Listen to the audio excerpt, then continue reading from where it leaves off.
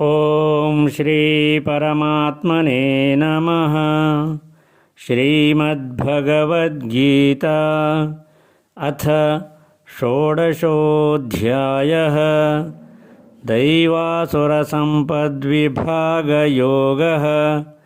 ಶ್ರೀಭಗವಾನುವಾಚ ಅಭಯಂ ಸತ್ವಸಂಶುದ್ಧಿಃ ಜ್ಞಾನಯೋಗವ್ಯವಸ್ಥಿತಿಃ ದಾನಂ ದಮಶ್ಚ ಯಜ್ಞಶ್ಚ ಸ್ವಾಧ್ಯಾಯಸ್ತಪ ಆರ್ಜವಂ ಅಹಿಂಸಾ ಸತ್ಯಮಕ್ರೋಧಃ ತ್ಯಾಗಃ ಶಾಂತಿರಪೈಶುನಂ ದಯಾಭೂತೇಷ್ವಲೋಲುಪ್ತ್ವಂ ಮಾರ್ದವಂ ಹ್ರೀರಚಾಪಲಂ ತೇಜಃ ಕ್ಷಮಾ ಧೃತಿಃ ಶೌಚಂ ಅದ್ರೋಹೋ ನಾತಿಮಾನಿತಾ.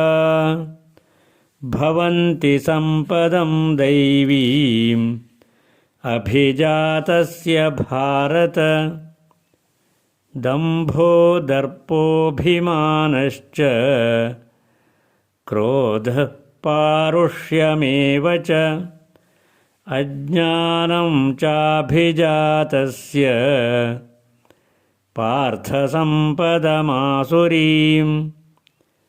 ದೈವೀ ಸಂಪದ್ವಿಮೋಕ್ಷಾಯ ನಿಬಂಧಾಯಾಸುರೀಮತಾ.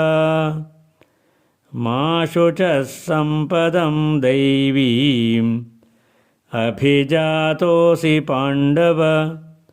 ಹರಿ ಓಂ.